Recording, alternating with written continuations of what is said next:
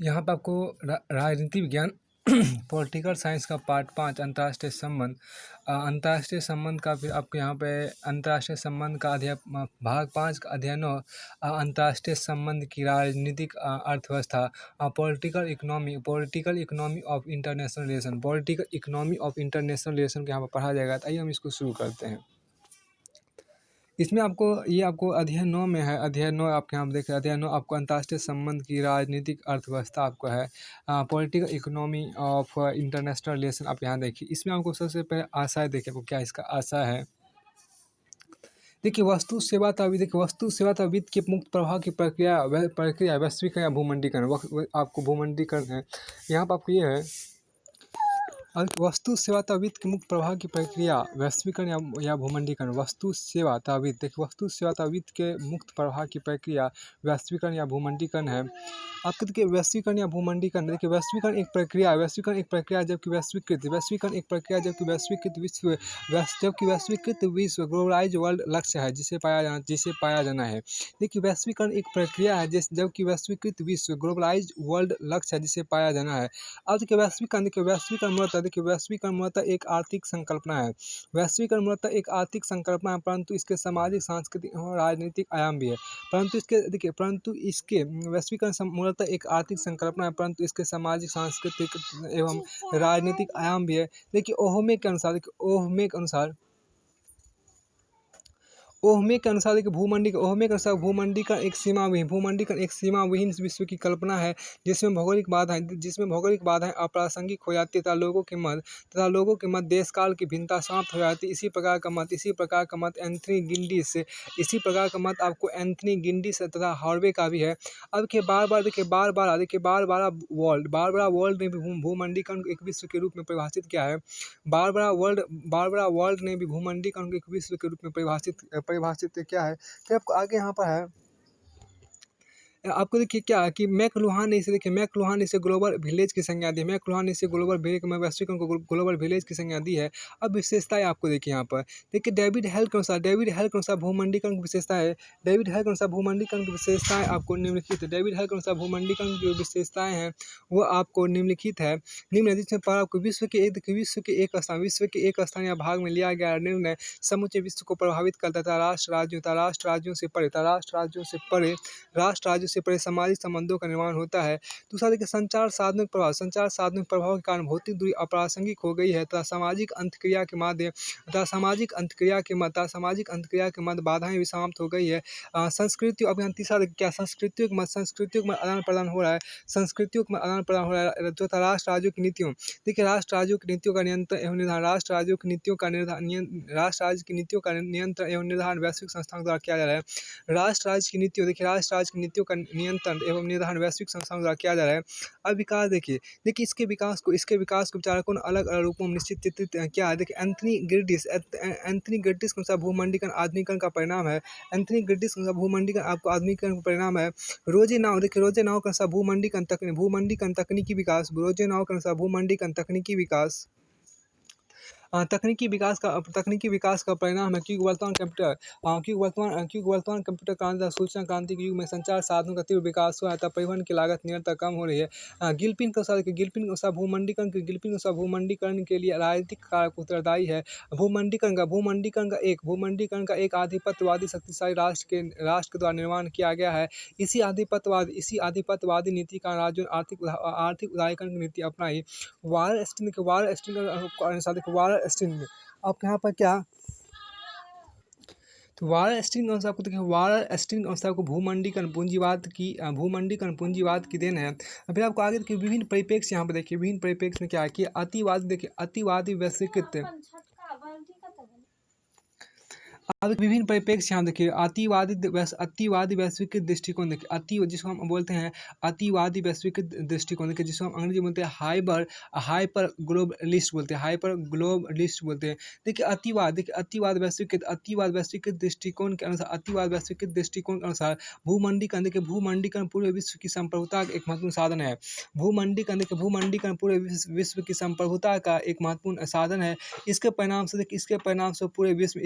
से पूरे विश्व में अवसरों में वृद्धि हुई है, अवसरों में वृद्धि हुई है, हुई है, तथा सस्ती एवं गुणवत्तापूर्ण वस्तुएं पूरी दुनिया में उपलब्ध है। वैश्वीकरण, यहाँ देखिए क्या वैश्वीकरण वैश्वीकरण के परिणामस्वरूप राष्ट्र राज्यों की केंद्रीय स्थिति की वजह वैश्वीकरण के परिणामस्वरूप राष्ट्र राज्यों की केंद्रीय स्थिति की वजह अन्य संगठनों के महत्व में वृद्धि हो रही है। पूरे विश्व में आपको वस्तुविद आदान प्रदान है। पूरे विश्व में आपको वस्तुविद एवं वस्तु का मुक्त आदान प्रदान हो रहा है। नव उदारवादियों ने भूमंडलीकरण का समर्थन करते हुए कहा कि इससे विश्व में जटिल अंतर्निर्भरता का विकास हुआ है। इससे भूमंडलीकरण सभी के लिए लाभदायक है। नव उदारवादियों के तर्क शास्त्रीय उदारवादियों के समान है, जिन्होंने तुलनात्मक लाभ का स्थान प्रस्तुत करते हुए कहा कि प्रत्येक राज्य उत्पाद और निर्यात में कुछ विशेष वस्तुओं के उत्पादन और निर्यात में विशेषज्ञता प्राप्त करते हैं। लेकिन नव उदारवादियों के तर्क शास्त्रीय उदारवादियों के समान है, जिन्होंने तुलनात्मक लाभ का सिद्धांत प्रस्तुत करते हुए कहा कि प्रत्येक राज्य उत्पाद और निर्यात में कुछ विशेष वस्तुओं उत्पादन और निर्यात में विशेषज्ञता प्राप्त कर लेता है। रिकॉर्डों के अनुसार मुक्त व्यापार के निम्न शर्त आवश्यक होती है। पहला आपको क्या पहला शर्त देखिए, विश्व वस्तुओं का अबाध आदान प्रदान होता है। विश्व वस्तुओं का आपको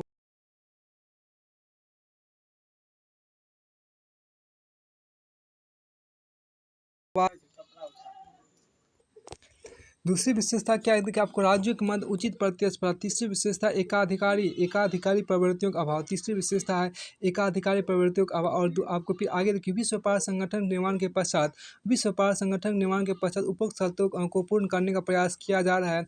वर्ष 1980 के दशक से अमेरिका तथा यूरोप में नव उदारवादी नीतियों का प्रभावी प्रयोग किया गया। वर्ष 1980 के दशक से अमेरिका तथा यूरोप में नव उदारवादी नीतियों का प्रभावी प्रयोग किया गया था। मुक्त व्यापार पर बल प्रदान किया गया था। वर्ष 1985 सोवियत संघ ने भी आर्थिक उदारीकरण की नीति को स्वीकार कर लिया। दक्षिण पूर्वी एशियाई देशों ने आर्थिक उदारीकरण के द्वारा तीव्र आर्थिक विकास किया। देखिए, सोवियत संघ के विघटन के पश्चात पूरे विश्व में आपको मुक्त व्यापार एवं भूमंडलीकरण को बढ़ावा मिला। अब के संदेहवादी दृष्टिकोण देखिए, संदेहवादी दृष्टिकोण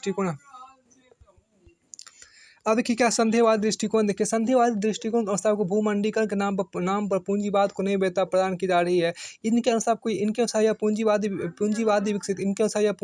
विकसित राज्यों की सीमाओं में ही आपको संचालित हो रहा है। भूमंडलीकरण एक क्रांतिकारी आर्थिक या तकनीकी शक्ति नहीं है, बल्कि यह एक वैचारिक शक्ति है। नव उदारवादी भूमंडलीकरण की नीतियाँ बहुराष्ट्रीय कंपनियों के हितों के लिए संचालित है। नव उदारवादी भूमंडलीकरण की नीतियाँ बहुराष्ट्रीय कंपनियों के हितों के लिए संचालित है। राज्य के कल्याणकारी कार्य समाप्त हो रहा है पूरे विश्व में सामाजिक एवं आर्थिक विषमता में वृद्धि हो रही है एवं विकासशील देश पराजित हो रहे हैं। ठीक है, भूमंडलीकरण के युग में एक विरोधाभासी प्रवृत्ति विद्वान है, जिसमें उत्पादन आपको स्थानीय आवश्यकताओं के लिए न होकर विश्व बाजार के लिए हो रहे हैं। देखिए, वर्ष 1980-90 के दशक में भूमंडलीकरण नीतियों के परिणाम से अफ्रीकी महाद्वीप में जीवन स्तर में गिरावट आई। यहाँ अभी भी आपको 40% लोग गरीबी लाइन के नीचे जीवन यापन कर रहे हैं। अतः इनके अनुसार भूमंडलीकरण पूंजीवादी आर्थिक प्रणाली का ही वैश्विक विस्तार है। वारेन स्टीन ने कहा कि पूंजीवादी व्यवस्था में लाभ का स्थानांतर अर्ध परिधि और परिधि देशों से कोर देशों की ओर होता है। वारेन स्टीन ने कहा कि पूंजीवादी व्यवस्था में लाभ का स्थानांतर आपको अर्ध परिधि और परिधि देशों से कोर देशों की ओर होता है। अब देखिए, संदेहवादी दृष्टिकोण के अनुसार देखिए आपको संदेहवादी दृष्टिकोण के अनुसार भूमंडलीकरण की विशेषताएं देखिए। संदेहवादी दृष्टिकोण के अनुसार आपको भूमंडलीकरण की विशेषताएं निम्न, जिसमें पहले आपको यहाँ पर देखिए क्या देखिए, नव मार्क्सवादी विचारक रॉबर्ट कॉक्स ने भूमंडलीकरण की निम्न विशेषताओं का उल्लेख किया है। नव मार्क्सवादी रॉबर्ट कॉक्स भूमंडलीकरण की निम्न विशेषताओं का उल्लेख किया है, जिसमें आपको यहाँ पहला देखिए पहला आपको भूमंडीकरण देखिए, भूमंडीकरण की प्रकृति सोपानिक है, भूमंडीकरण की प्रकृति सोपानिक है। दूसरा भूमंडीकरण द्वारा आपको अंत निर्भरता के बजाय देखिए, भूमंडीकरण के बजाय आपको भूमंडीकरण द्वारा आपको अंत निर्भरता के बजाय अंत निर्भरता में वृद्धि हो रही है। देखिए तीसरा आर्थिक शक्तियों का केंद्रीकरण चुनिंदा औद्योगिक देशों में हो रहा है, जिसमें अमेरिका, जापान और यूरोपीय यूनियन के देश प्रमुख है। चौथा देखिए क्या भूमंडीकरण से तीसरी दुनिया के देशों को हानि हो रही है। अमेरिका जैसी महाशक्ति के द्वारा विश्व में वैचारिक सहमति करने का प्रयास हो रहा है कि भूमंडीकरण सभी के लिए लाभप्रद है। देखिए भूमंडीकरण के दौरान आपको क्षेत्रीय आर्थिक संगठनों की संख्या में वृद्धि हो रही है। इन्हीं क्षेत्रीय संगठनों में विश्व का अधिकांश व्यापार संपन्न हो रहा है, अतः विकासशील देश हानि की स्थिति में है। अब आपको आगे देखिए क्या आगे आपके यहाँ पर परिवर्तनवादी दृष्टिकोण यहाँ देखिए। परिवर्तनवादी दृष्टिकोण आप यहाँ देखिए, परिवर्तनवादी दृष्टिकोण के अनुसार भूमंडीकरण का मूल्यांकन संतुलित एवं सामंजस्यपूर्ण रूप में किया गया। देखिए इनके अनुसार यह सत्य है कि भूमंडीकरण द्वारा विश्व में वस्तु, सेवा तथा वित्त के आदान प्रदान में निर्णायक वृद्धि हुई है। परंतु इसके साथ यह भी सत्य है कि इस भूमंडीकरण लाभ सभी राज्यों को समान रूप में लेकिन देखिए परंतु इसके साथ यह भी सत्य है कि भूमंडीकरण का लाभ सभी राज्यों को समान रूप में प्राप्त नहीं हुआ है। देखिए भूमंडीकरण के द्वारा आपको व्यापार, आवागमन तथा संपन्नता में वृद्धि हुई, परंतु पूंजीवादी राष्ट्रों का प्रभुत्व अभी भी कायम है। जगदीश नटवर लाल भगवती ने अपनी पुस्तक इन डिफेंस ऑफ ग्लोबलाइजेशन 2007 में कहा कि मुक्त व्यापार के द्वारा अर्थव्यवस्था का विकास होता है। मुक्त व्यापार के द्वारा अर्थव्यवस्था का विकास होता है। भूमंडीकरण के द्वारा लोगों को विकास का एक अवसर प्राप्त हुआ। देखिए भूमंडीकरण द्वारा लोगों को विकास का एक अवसर प्राप्त हुआ। इन्होंने यह भी कहा कि भूमंडीकरण की प्रक्रिया से जिन लोगों को हानि पहुंची उनकी सहायता करना राज्य का दायित्व है। यदि राज ऐसे लोगों की सहायता करता है तो भूमंडीकरण एक वरदान सिद्ध होगा। अमर्त्य सेन को भूमंडीकरण को पूर्णतः पाश्चात्य सभ्यता के रूप में चित्रित करना सत्य नहीं है। इनके अनुसार को बाजार द्वारा प्रदान किए अवसर से आर्थिक समृद्धि तथा संपन्नता में वृद्धि होती है, परंतु बाजार स्वयं कार्य नहीं करता, बल्कि इसका कार्यक्रम अनेक परिस्थितियों पर निर्भर होता है, जिसमें राजनीतिक, आर्थिक तथा सामाजिक कारक मुख्य हैं। अब अमर्त्य सेन को भूमंडीकरण को पूर्णतः पाश्चात्य सभ्यता के रूप में चित्रित करना सत्य नहीं है। इनके अनुसार को बाजार द्वारा प्रदान किए गए अवसर से आर्थिक समृद्धि, संपन्नता में वृद्धि होती है, परंतु बाजार स्वयं कार्य नहीं करता, बल्कि इसका कार्यक्रम अनेक परिस्थितियों पर निर्भर होता है, जिसमें राजनीतिक, आर्थिक तथा सामाजिक कारक मुख्य है। आपको मुख्य है। अब आपको आगे यहाँ पर देखिए, आगे आपके यहाँ पर है कि आपको विकासशील देशों का देखिए, आपको विकसित एवं विकासशील देशों का दृष्टिकोण देखिए। विकसित एवं विकासशील देशों का दृष्टिकोण आप यहाँ देखिए। इसमें आपको विकसित एवं विकासशील देशों का दृष्टिकोण, जिसमें आपको देखिए वाल्डन बेलोन अपनी रचना डी ग्लोबलाइजेशन 2005 विश्व आर्थिक प्रणाली विकेंद्रीकरण विशिष्टता तथा स्थानीयता का समर्थन किया। इन्होंने कहा क्या, देखो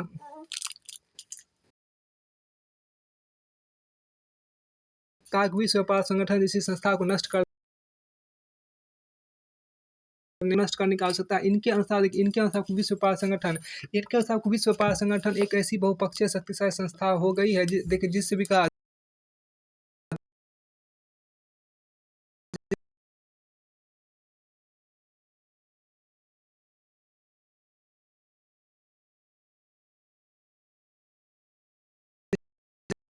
यह नहीं कि प्रत्येक अर्थव्यवस्था स्वयं को अलग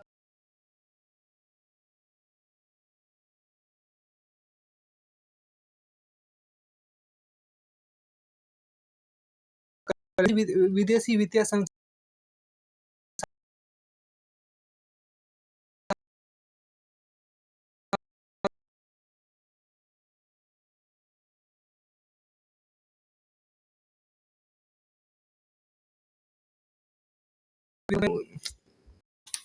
अधिक विकासशील देश को प्रभावी बनाने का प्रयत्न किया। इसी वाशिंगटन सहमति के नाम से जाना जाता है। विकासशील देशों के भूमंडीकरण से जुड़ा अब देखिए विकासशील देशों के भूमंडलीकरण से जुड़ना कठिन है, परंतु उस भूमंडलीकरण को स्वीकार करना कठिन है। जिसे विकसित देश देखिए जिसे विकसित देश अपने हितों की पूर्ति के विकासशील देशों पर थोपने का प्रयास कर रहे हैं। अभी भी इसके मुक्त आदान प्रदान पर निम्नलिखित अनेक प्रतिबंध इस अभी भी देखिए आपको क्या अभी भी इसके मुक्त आदान प्रदान पर निम्नलिखित अनेक प्रतिबंध आरोपित है। पहला प्रतिबंध वस्तुओं और सेवाओं के आदान प्रदान से अभी भी अनेक प्रतिबंध आरोपित किए जाते हैं, विशेषकर विकासशील देशों को विकसित देशों में पहुंचने से प्रतिबंधित करने का प्रयास किया जाता है। विशेष करके विकासशील देशों को विकसित देशों में पहुंचने से प्रतिबंधित करने का प्रयास किया जाता है। श्रम के मुक्त आदान प्रदान को भूमंडलीकरण की परिभाषा में शामिल नहीं किया गया है। वर्तमान समय आपको विकसित देश कठोर अप्रवासी नीतियों का निर्माण कर रहे हैं, जिससे विकासशील देशों के नागरिकों को उनके देशों में पहुंचने से प्रतिबंधित किया जा सके। अब देखिए विकसित देश था भूमंडलीकरण यहाँ पे देखिए विकसित देशों के श्रमिक संगठनों ने भूमंडलीकरण का भारी विरोध किया, क्योंकि इनके अनुसार को मुक्त व्यापार से विकसित देशों की कंपनियां अपना उत्पादन विकासशील देशों में स्थानांतरित कर रहे हैं, क्योंकि विकासशील देशों में श्रम सस्ता है। उदाहरण स्वरूप अमेरिका और मैक्सिको के मध्य मुक्त व्यापार समझौते का अमेरिका में विरोध हुआ, क्योंकि मैक्सिको में मजदूर सस्ते हैं, हैं। अब विकसित देशों के श्रमिक संगठन पूरी दुनिया में एक समान न्यूनतम श्रम मानक स्थापित करने के समर्थक हैं। विकसित देशों में भूमंडलीकरण का विरोध पर्यावरण संरक्षण के आधार पर भी किया जा रहा है। उदाहरण का कुछ थिएटर बैठक का विरोध अनेक पर्यावरणीय संगठनों द्वारा किया गया। फिर आपको विकासशील देशों की पक्षपातपूर्ण नीतियां देखिए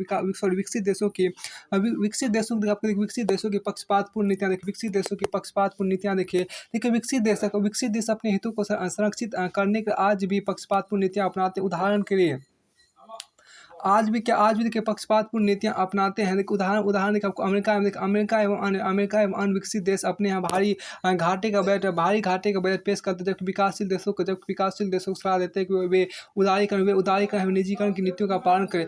आर्थिक मंदी से उबरने के लिए अमेरिका ने अपने औद्योगिक क्षेत्र को एक बड़ा आर्थिक पैकेज प्रदान किया, जबकि वे विकासशील देशों से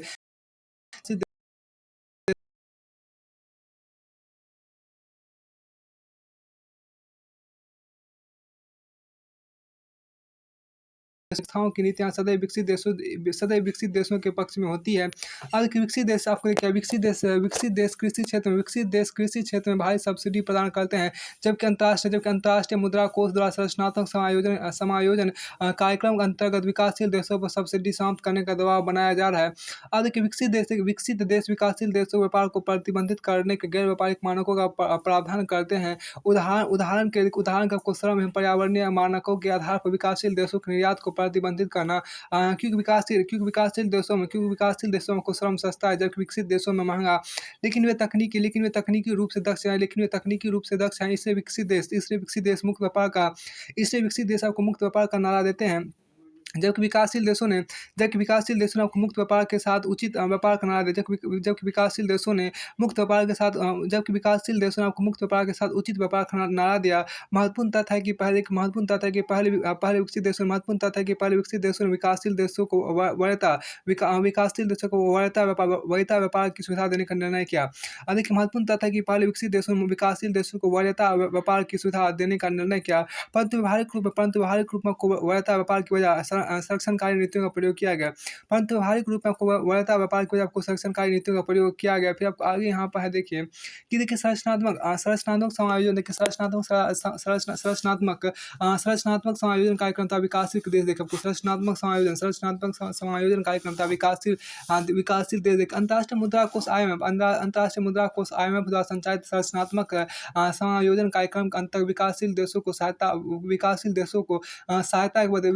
को सहायता के बदले कई शर्तों का पालन करना पड़ता है। अतः विकासशील देशों के अनुसार अंतर्राष्ट्रीय मुद्रा कोष IMF की भूमिका एक मौद्रिक बैंक से बढ़कर विकास बैंक की भांति होनी चाहिए। आपको आगे देखिए, आपको है क्या अंतर्राष्ट्रीय मुद्रा कोष, आपको क्या अंतर्राष्ट्रीय मुद्रा कोष के द्वारा आपको आरोपित शर्तों के कारण अंतर्राष्ट्रीय मुद्रा कोष के द्वारा आरोपित शर्तों के कारण आपको विकासशील देशों के कल्याणकारी कार्य प्रभावित होते हैं। अंतर्राष्ट्रीय मुद्रा कोष के अनुसार आपको संरचनात्मक समायोजन कार्यक्रम लागू करने में स्थानीय परिस्थितियों की पूर्ण अवहेलना होती है तथा पूरी दुनिया में एक ही प्रकार के कार्यक्रम थोपे जाते हैं। इसलिए ये कार्यक्रम विफल हुए। अब देखिए, विशेषज्ञों के अनुसार आपको अफ्रीकी महादेश संरचनात्मक समायोजन कार्यक्रम विफलता का मूलस्थल बन गया। विशेषज्ञों के अनुसार क्या अफ्रीकी महादेश संरचनात्मक समायोजन कार्यक्रम विफलता का मूलस्थल बन गया है। देखिए, अंतर्राष्ट्रीय मुद्रा कोष द्वारा प्राप्त सहायता राजनीतिक मानदंडों के आधार पर तय होती है। देखिए, अंतर्राष्ट्रीय मुद्रा कोष द्वारा प्राप्त सहायता राजनीतिक मानदंडों के आधार पर तय होती है। अब आगे देखिए, बहुराष्ट्रीय कंपनियां तथा विकासशील देश। बहुराष्ट्रीय कंपनियां तथा विकासशील देश। देखिए, भूमंडीकरण के युग में बहुराष्ट्रीय कंपनियों द्वारा आपको विकासशील देशों की आर्थिक नीतियां प्रभावित हो रही है, क्योंकि विकासशील देशों को अपनी घरेलू नीतियों को संरक्षित करने की आवश्यकता है। देखिए, 90% से ज़्यादा बहुराष्ट्रीय कंपनियों का मुख्यालय विकसित देशों में है। 90% से ज़्यादा बहुराष्ट्रीय कंपनियों का मुख्यालय विकसित देशों में है। विकासशील देशों में प्राप्त होने वाला लाभ भी विकसित देशों का स्थानांतरित हो जाते हैं। अब देखिए, विकासशील देशों के विकासशील देशों के विकल्प देखिए। देखिए, विश्व अर्थव्यवस्था एवं भूमंडलीकरण से पूर्णतः अलग अलग रहना व्यवहारिक विकल्प नहीं है।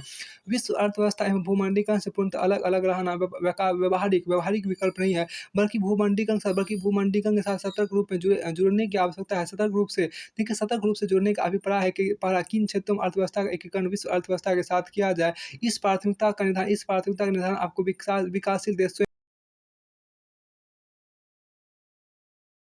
की अर्थव्यवस्था को पूर्णतः बाजार के हवाले कर दिया जाए। तीसरा, देखिए, विकासशील देशों को भूमंडलीकरण से जुड़कर इसमें व्याप्त आधिपत्यवादी प्रवृत्तियों के विरुद्ध सामूहिक संघर्ष करना चाहिए। इसे पारदर्शी और तार्किक बनाने के लिए संघर्ष करना चाहिए। फिर आपको आगे विकासशील देश भूमंडलीकरण से भयभीत नहीं है, बल्कि विकासशील देशों के समक्ष भूमंडलीकरण के नाम पर विकसित देशों के आधिपत्यवादी नीतियों से समस्या है। पांचवा, देखो, दक्षिण कोरिया, ताइवान तथा हांगकांग एवं चीन जैसे देशों ने भी अपने को चयनात्मक रूप में भूमंडलीकरण से जोड़ा है। दक्षिण कोरिया, ताइवान तथा हांगकांग एवं चीन जैसे देशों ने भी अपने को चयनात्मक रूप में भूमंडलीकरण से जोड़ा है। आपको छठा, देखिए, वर्तमान आर्थिक मंदी के दौर में चीन और भारत की अर्थव्यवस्था सबसे कम प्रभावित हुई है। क्योंकि इन देशों भूमंडलीकरण से स्वयं को चयनात्मक रूप में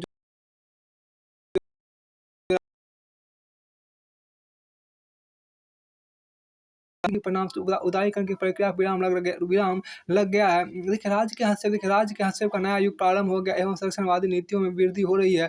अब की भूमंडलीकरण की पूरी प्रक्रिया को प्रश्न लगाया जा रहा है। इस आर्थिक संकट के कारण इस आर्थिक संकट के परिणाम स्वरूप अमेरिका समर्थित मुक्त व्यापार नीति को गहरा झटका लगा है। इसके द्वारा यूरोपीय संघ की आंतरिक कमजोरी भी उभर रही है, क्योंकि फ्रांस, जर्मनी, इंग्लैंड जैसे देशों ने इस आर्थिक संकट का मुकाबला भिन्न तरीके से करने का प्रयत्न किया है। अब ईरान एवं रूस जैसे देशों के समक्ष नया संकट उत्पन्न हो गया है, क्योंकि इन देशों की अर्थव्यवस्था तेल निर्यातों पर निर्भर है।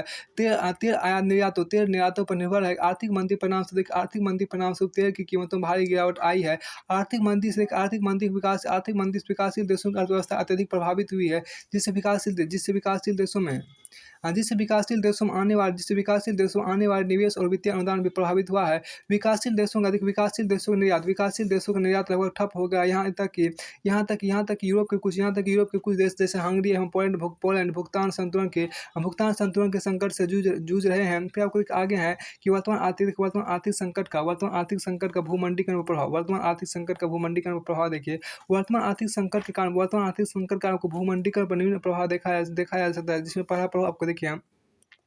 देखिए, विगत 30 वर्षों से यूरोपीय एवं अमेरिकी मुक्त बाजार का पूंजीवादी मॉडल संकटग्रस्त हो गया है।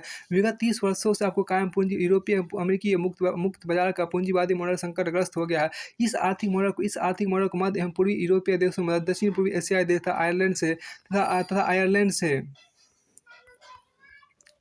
आयरलैंड से लेकर मैक्सिको तक सभी देशों ने अपनाया है। वर्तमान आर्थिक मंदी या संकट के युग में राज्य की भूमिका का पुनर्विस्तार हो रहा है। अमेरिका के राष्ट्रपति ओबामा कल्याणकारी राज्य की ओर लौटते दिखे।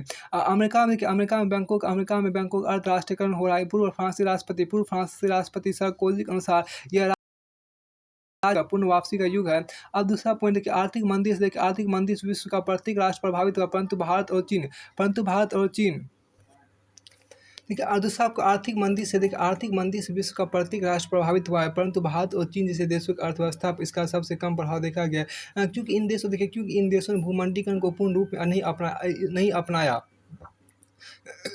इसलिए अब भूमंडीकरण से पीछे हटने का नारा दिया जा रहा है। देखिए, विश्व व्यापार संगठन विश्व बैंक की रिपोर्ट के अनुसार मंदी के परिणाम स्वरूप अनेक देश उच्च स्तर की प्रशुल्कीय और गैर प्रशुल्कीय बाधाओं का प्रयोग कर रहे हैं। तीसरा आपको देखिए, इस आर्थिक मंदी के समय में आपको राज्यों के समक्ष बेरोजगारी से निपटने की समस्या मुख्य हो गई। इस आर्थिक मंदी के समय में राज्यों के समक्ष बेरोजगारी से निपटने की समस्या मुख्य हो गई। राजकोष से प्रबंध बनाए रखना सभी राज्यों की प्राथमिकता है। अमेरिकी विदेश नीति में भी आपको अंतर्मुखता अपनाते हुए अर्थव्यवस्था के सुधार पर मूल्य बल दिया जा रहा है। देखिए, चौथा, इस आर्थिक अस्थिरता का प्रभाव राजनीति पर भी हो रहा है। क्योंकि रूस की तरह गरीबी लाइन के नीचे जीवन यापन कर पांचवा, आर्थिक मंदी का सबसे अफ्रीकी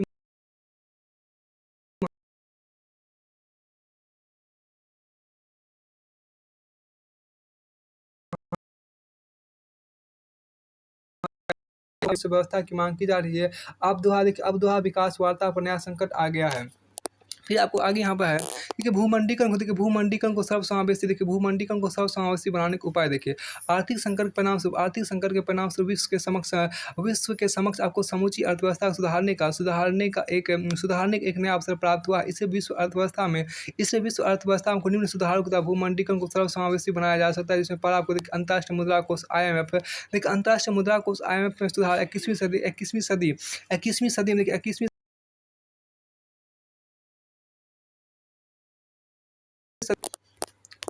इसमें उचित स्थान प्राप्त नहीं है। बल्कि इसकी संरचना अभी भी वर्ष 1950 के समय की दुनिया का संकेतक है। इसमें अपेक्षित परिवर्तन या सुधार किया जाना चाहिए। लेकिन दूसरा, अंतर्राष्ट्रीय मुद्रा कोष IMF का उन देशों की अर्थव्यवस्थाओं पर कोई नियंत्रण नहीं होता जिन्होंने इससे ऋण प्राप्त नहीं किया है।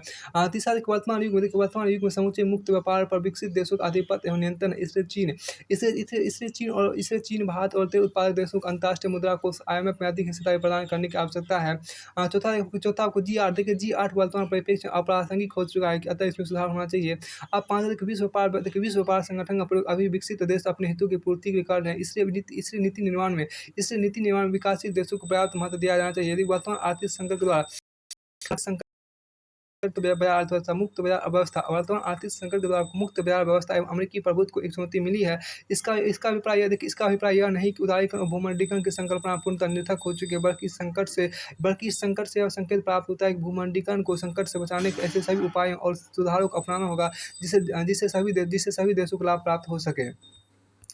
आपको आगे आपको यहाँ पर देखिए, भूमंडीकरण और राष्ट्र राज्य देखिए। आपको देखिए, सुसैन स्ट्रेंज ने कहा कि राजवैश्वीकरण उच्च शक्ति के समक्ष पीछे हट रहा है। भूमंडीकरण का मूल अभिप्राय राज्यों का विश्व में वस्तु, सेवा और वित्त का मुक्त आदान प्रदान है। वर्तमान भूमंडीकृत विश्व में एक वैश्विक गांव का निर्माण हो रहा है। पारराष्ट्रीय संबंधों का विकास और इससे राज्यों की परंपरागत शक्ति संप्रभुता में ह्रास से क्षण देखा जा सकता है। क्योंकि राज एक भौगोलिक संकल्पना है या भूभाग विशेष में सर्वोच्च वैधानिक सत्ता का प्रयोग किया जाता है। डेविड हेल के अनुसार को समकालीन भूमंडीकरण के युग में राज्य के परंपरागत कार्यों में निम्नलिखित रूपों में कमी देखी जा सकती है, जिसमें पहला देखिए पहला आपको कि आर्थिक गतिविधियों पर राज्य का नियंत्रण, आर्थिक गतिविधियों पर राज्य का नियंत्रण कम हो रहा है। फिर आपको आगे यहाँ पर है दूसरा आपको क्या देखिए, दूसरा सुरक्षा बनाए देखिए, सुरक्षा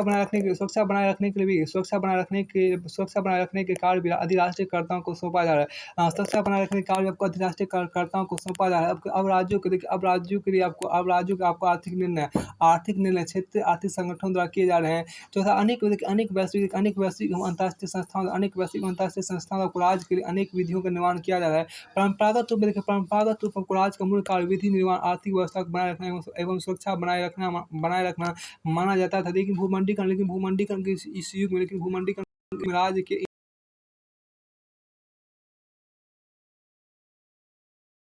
की भूमिका राज्य की भूमिका का क्षरण हो रहा है और अति भूमंडीकृत विचारकों की मान्यता ऐसी ही प्रतीत हो रही है, जिन्होंने कहा कि विश्व में भौगोलिक सीमाएं संकुचित होती जा रही है।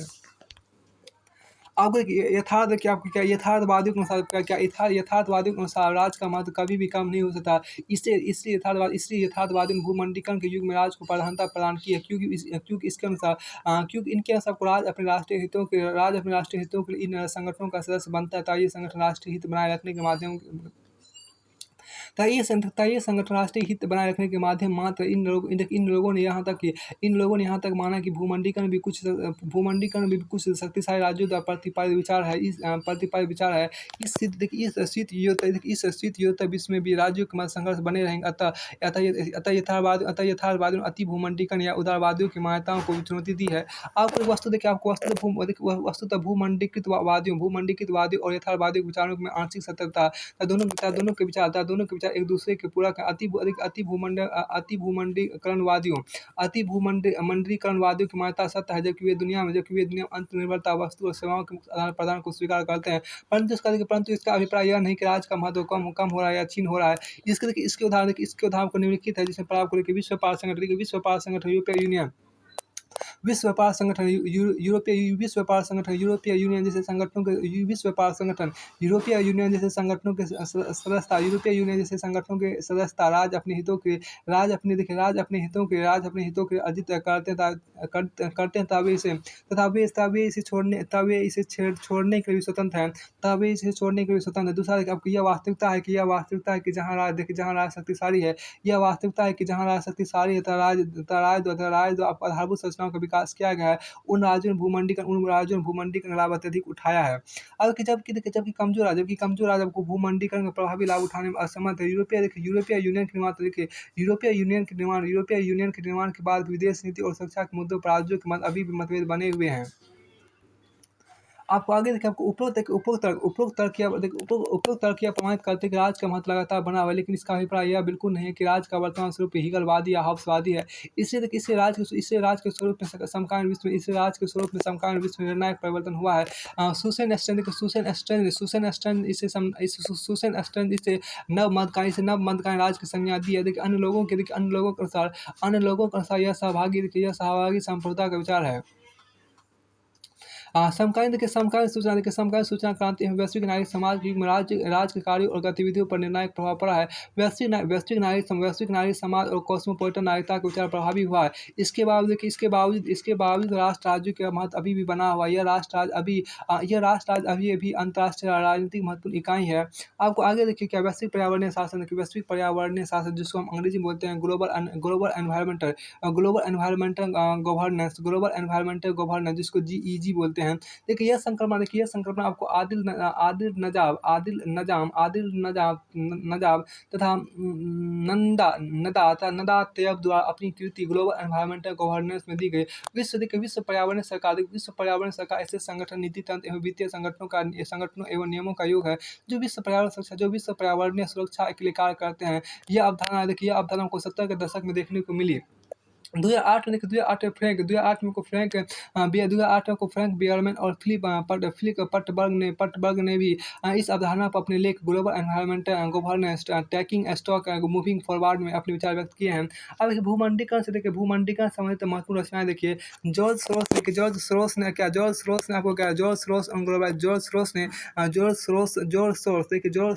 ऑन ग्लोबलाइजेशन 2002 में लिखा, और मार्शल लुआन ने ग्लोबल विलेज 1962 में लिखा। जोसेफ ई स्टिग्लिटर, लिटर ने ग्लोबलाइजेशन एंड इट्स डिसकंटेंट जून 2002 में लिखा। और Kenichi Ohmae the end of the nation state the rise of regional economies 15 मई 1996 में लिखा। सुमेन स्ट्रेंज ने कैसिनो कैपिटलिज्म 1986 में लिखा। स्टेट एंड मार्केट 1988 में लिखा।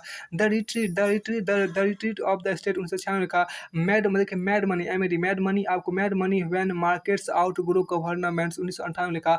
Thomas Friedman the world is flat a brief history of the 21st century 5 April 2005 को लिखा। फिर आपको आगे यहाँ पे देखिए बारबरा वार्ड ने आपको only one earth the care and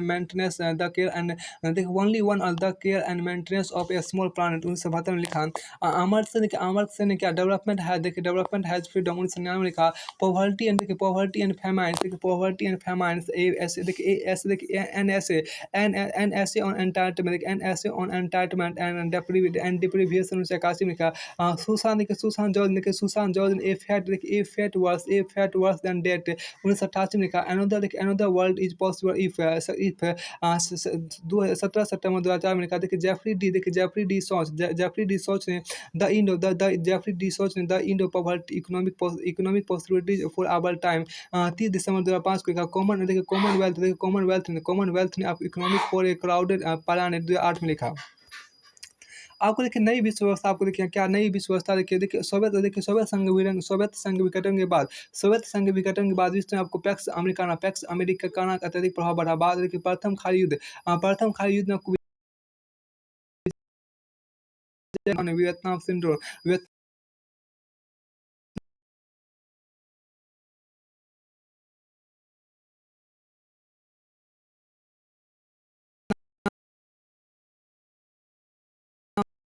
प्रथम विश्व युद्ध के बाद द्वितीय विश्व युद्ध के दौरान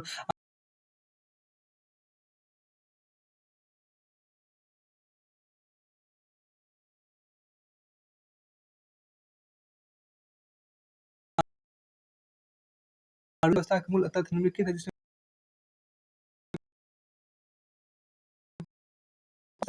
न्याय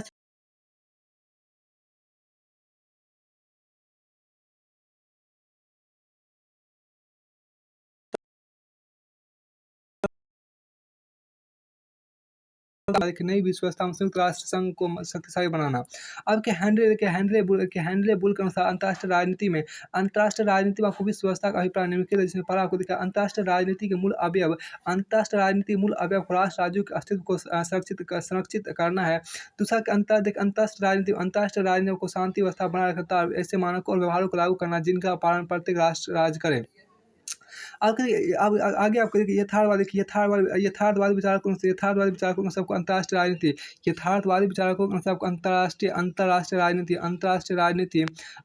राजनीति में आपको व्यवस्था की वजह अव्यवस्था होती है, लेकिन जिसे अराजकता के रूप में भी परिभाषित किया जाता है, क्योंकि राष्ट्र राज्यों के व्यवहार को नियंत्रित करने के लिए किसी केंद्रीय संस्था का अभाव। इसलिए विचारकों ने कहा कि शीत युद्ध के बाद अमेरिकी प्रभुत्व लगातार बना हुआ है। इसके बावजूद आपको विश्व अर्थव्यवस्था में होने वाला कुछ महत्वपूर्ण परिवर्तन निम्न है, जिसमें शीत युद्ध एवं शीत युद्धोत्तर विश्व व्यवस्था में अंतर देखिए। शीत युद्ध एवं शीत युद्धोत्तर विश्व व्यवस्था में अंतर देखिए। आपको एक कॉलम आपके यहाँ इस कॉलम आपको शीत युद्ध आपको है, और इस कॉलम आपको यहाँ पर शीत युद्धोत्तर विश्व आपको है, जिसमें आपको देखिए शीत युद्ध का प्रथम पॉइंट देखिए। शीत युद्ध का प्रथम पॉइंट है कि शीत युद्ध का प्रथम पॉइंट आपको यहाँ पर द्विध्रुवीय विष आपको यहाँ पर है। और आपको शीत युद्ध विष का प्रथम पॉइंट आपको गैर ध्रुवीय विष या बहुत ध्रुवीय विष जिसको बोलते हैं, नॉन पोलर वर्ल्ड आपको है यहाँ पर। फिर आपको दूसरी आपको देखिए शीत युद्ध का दूसरा पॉइंट आपको देखिए। शीत युद्ध का दूसरा पॉइंट आपको सैनिक संगठनों का महत्व। और आपको देखिए शीत युद्ध विश्व का दूसरा पॉइंट आर्थिक संगठनों का निर्माण आपको है। आपको आगे यहाँ पर क्या कि देखिए आपको शीत युद्ध का तीसरा पॉइंट है भू राजनीतिक प्रधानता। और आपको देखिए शीत युद्ध का आपको तीसरा पॉइंट है भू अर्थ का महत्व। आपको देखिए शीत युद्ध का चौथा पॉइंट है राज्यों के मध्य वैचारिक संघर्ष। और आपको शीत युद्ध विश्व का चौथा पॉइंट है राज्यों के भीतर आपको निर्जातीय संघर्ष। आपके शीत युद्ध का पांचवा पॉइंट आपको सुरक्षा को खतरा, दूसरे राज्यों से सुरक्षा का खतरा। सुरक्षा का खतरा वो दूसरे राज्यों से। और आपको देखिए शीत युद्ध विश्व का 5वां पॉइंट है क्या? सुरक्षा की देखिए सुरक्षा गैर परंपरागत, देखिए सुरक्षा गैर परंपरागत खतरे जैसे कि आतंकवाद आपको हुआ। आपको आगे यहाँ देखिए आपको रॉबर्ट कॉइन आपको हथियारों के संघर्ष और शक्ति संघर्ष को उच्च राजनीति हाई पॉलिटिक्स के रूप में चित्रित किया, जबकि आर्थिक वैचारिक एवं सांस्कृतिक शक्ति को निम्न राजनीति लॉ पॉलिटिक्स के रूप में वर्णित किया। देखिए सैमुअल हंटिंगटन आपको वर्तमान विश्व के बहुप्रसिद्ध सैमुअल हंटिंगटन को वर्तमान विश्व के बहुक्षेत्रीय ध्रुवीय विश्व के रूप में वर्णित किया। जिनके अनुसार सैमुअल हंटिंगटन ने वर्तमान विश्व को बहुक्षेत्रीय ध्रुवीय विश्व के रूप में वर्णित किया। जिनके अनुसार वर्तमान विश्व में आपको शक्तियाँ क्षेत्रीय आर्थिक संगठनों में केंद्रित है, जिनमें यूरोपीय यूनियन एवं आसियान जैसे संगठन मुख्य है। अब देखिए सभ्यताओं का संघर्ष देखिए, जो अंग्रेजी द क्लैश ऑफ सिविलाइजेशन बोलते हैं। देखिए शीत युद्ध के बाद के विश्व में देखिए सैमुअल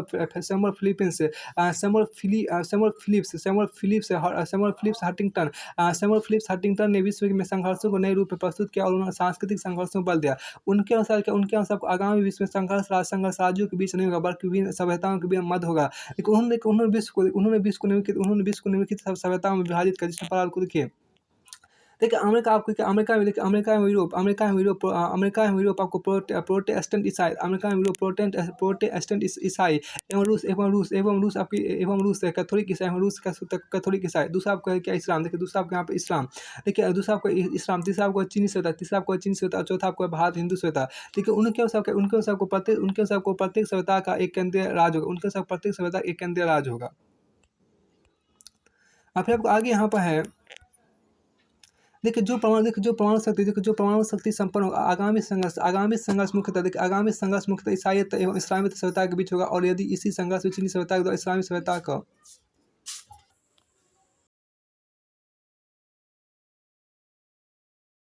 इस्लामी सभ्यता के बीच होगा, और यदि इस संघर्ष में चीनी सभ्यता के द्वारा इस्लामी सभ्यता का समर्थन किया जाता है, तो यह संघर्ष इस्लामी सभ्यता के पक्ष में हो सकता है। आपको आगे यहाँ पर है देखिए कि सितंबर 2001 के बाद अमेरिका के द्वारा आतंक के विरुद्ध युद्ध के नाम पर अफगानिस्तान, इराक एवं लीबिया जैसे देशों पर हमले किए गए। देखिए जिसे कई विचारकों ने आपको ईसाईयत और इस्लामी सभ्यता के रूप में चित्रित किया। आपको आलोचना देखिए, आपको क्या आलोचना यहाँ देखिए हंटिंगटन इस्लामी सभ्यता को एकीकृत रूप में चित्रित किया, जबकि इस्लामी सभ्यता में अनेक विभाजन विद्वान है और इस्लामी सभ्यता के अंदर ही संघर्ष बना हुआ है। अब देखिए आपको सभ्यताओं के बीच संघर्ष भारत के परिप्रेक्ष्य से आपको है। सभ्यताओं के बीच आपको संघर्ष भारत के परिप्रेक्ष्य से आपको देखिए यहाँ पर महात्मा गांधी का प्रसिद्ध कथन है कि व्यक्ति का आध्यात्मिक और नैतिक विकास ही वास्तविक सभ्यता की पहचान है। वास्तविक सभ्यता की पहचान है भौतिक पहचान है। महात्मा गांधी का प्रसिद्ध कथन है कि व्यक्ति का आध्यात्मिक और नैतिक विकास ही वास्तविक सभ्यता की पहचान है, भौतिक पहचान है। इससे वास्तविक सभ्यताओं के बीच संघर्ष को नहीं इससे वास्तविक सभ्यताओं के बीच संघर्ष हो नहीं सकता, जबकि संघर्ष तो असभ्यताओं के बीच होता है। आपके नई विश्व व्यवस्था देखिए, आपको यहाँ पर क्या कि नई विश्व व्यवस्था बनाम तीसरी दुनिया देखिए, नई विश्व व्यवस्था बनाम तीसरी दुनिया देखिए आपको क्या कि नई विश्व व्यवस्था में आपको उदारीकरण विश्व व्यापार संगठन की स्थापना एवं आर्थिक संगठनों अंतर्राष्ट्रीय मुद्रा कोष विश्व बैंक की स्थापना की गई। यह भूमंडीकरण का युग है तीसरी दुनिया के देशों का। देखिए तीसरी दुनिया के देशों का शोषण अभी भी हो रहा है। इन देशों को अंतर्राष्ट्रीय संस्थाएं, विश्व बैंक, अंतर्राष्ट्रीय मुद्रा कोष ये आपको अंतर्राष्ट्रीय संस्थाओं को विश्व बैंक, मुद्रा कोष आदि देखिए अंतर्राष्ट्रीय संस्थाओं विकसित देशों इन देशों अंतर्राष्ट्रीय संस्थाओं में विकसित देशों के निर्णयों को मानना पड़ता है, क्योंकि उनके मत का मूल्य अधिक होता है। देखिए विश्व व्यापार संगठन में व्यवहारिक रूप में मतदान नहीं किया जाता है। विश्व व्यापार संगठन में भी आपको व्यवहारिक रूप में मतदान नहीं किया जाता था। सभी निर्णय विकसित देशों द्वारा लिए। अब विश्व व्यापार संगठन में भी व्यवहारिक रूप में मतदान नहीं किया जाता। विश्व व्यापार संगठन में भी आपको व्यवहारिक रूप में मतदान नहीं किया जाता तथा सभी निर्णय आपको विकसित देशों द्वारा लिए जाते हैं। अब विकासशील देश अभी भी संयुक्त राष्ट्र संघ अन्य अंतर्राष्ट्रीय संगठनों को लोकतांत्रिकरण की मांग कर रहे हैं। नोम चॉम्स्की के अनुसार भूमंडीकरण के नाम पर कॉर्पोरेट घराने अपना हित बढ़ा रहे हैं। भूमंडीकरण के नाम पर कॉर्पोरेट घराने अपना हित बढ़ा रहे हैं। इसे उन्होंने आपको नव कॉर्पोरेटवाद कहा। आलोचकों के अनुसार देखिए, आपको आलोचकों के अनुसार अमेरिका का पहले विश्व व्यवस्था पर प्रभुत्व स्थापित था तथा अभी भी उसका प्रभुत्व निर्णायक रूप में कायम। इसलिए नवीन विश्व व्यवस्था की मान्यता एक मिथक है। इसे नवीन विश्व व्यवस्था की मान्यता एक मिथक है। फिर आपको आगे यहाँ पर है, देखिए आपको आगे यहाँ पे क्या है, रॉबर्ट कॉर्टस, देखिए आपको रॉबर्ट कॉर्टस के अनुसार, रॉबर्ट कॉक्स के अनुसार वर्तमान भूमंडीकरण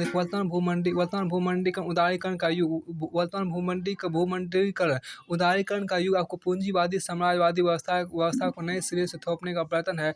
भूमंडीकरण, देखिए भूमंडीकरण अंत निर्भरता नहीं अपितु निर्भरता का निर्माण हो रहा है। भूमंडीकरण आपको अंत निर्भरता नहीं अपितु निर्भरता का निर्माण हो रहा है। देखिए पूंजीवादी देशों द्वारा आपको जानबूझ कर प्रचारित किया जा रहा है। पूंजीवादी देशों द्वारा यह जानबूझ कर प्रचारित किया जा रहा है कि भूमंडीकरण सभी के लाभप्रद है। देखिए पूंजीवादी देशों को जानबूझ कर यह प्रचारित किया जा रहा है कि भूमंडीकरण सभी के लिए लाभप्रद है। उपरोक्त आलोचना विकासशील देशों के संदर्भ में अत्यधिक प्रासंगिक और महत्वपूर्ण है। देखिए किशोर मधुबनी के अनुसार वर्तमान विश्व व्यवस्था में विकासशील देश हाशिए पर है, क्योंकि समूची व्यवस्था पर पाश्चात्य शक्तियों का नियंत्रण। उदाहरण के लिए आपको अंतर्राष्ट्रीय मुद्रा कोष, विश्व बैंक जैसी संस्थाओं पर अभी विकसित देशों का नियंत्रण है।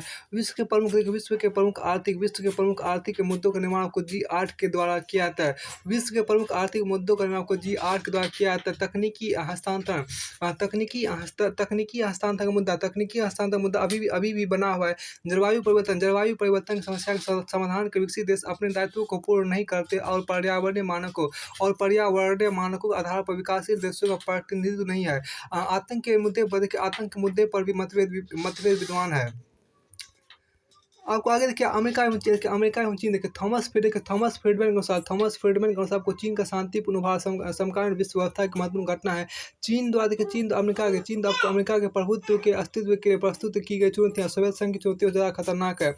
चीन द्वारा अमेरिका के प्रभुत्व के अस्तित्व के लिए प्रस्तुत की गई चुनौतियां सोवियत संघ की चुनौतियों से ज़्यादा खतरनाक है, क्योंकि सोवियत संघ ने अमेरिका को केवल सैन्य रूप में चुनौती प्रस्तुत की थी।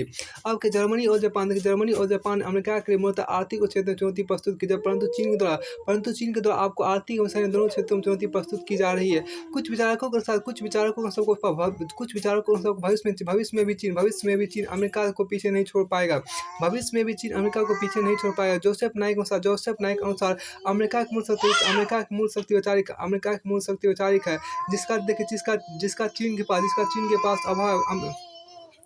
जिसका चीन के पास अभाव है। अमेरिकी तकनीकी क्षमता भी निर्विवाद रूप में सर्वश्रेष्ठ है। अब देखिए पाश्चात्य के पतन की संकल्पना देखिए पॉल कैनेडी एवं नील फर्ग्यूसन ने पाश्चात्य पतन की संकल्पना प्रस्तुत की।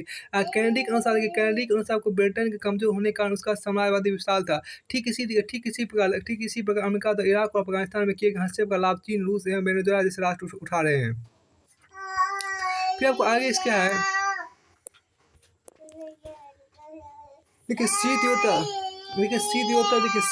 विश्व में इन दो महाशक्तियों के मध्य शक्ति संघर्ष के अलावा क्षेत्रीय संगठनों का निर्माण किया गया। शीत युद्ध विश्व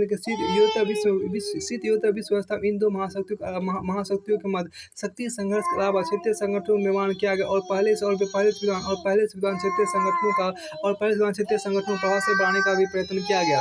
अतः शीत युद्ध विश्व व्यवस्था नॉन जीरो सम गेम के आधार पर संचालित है।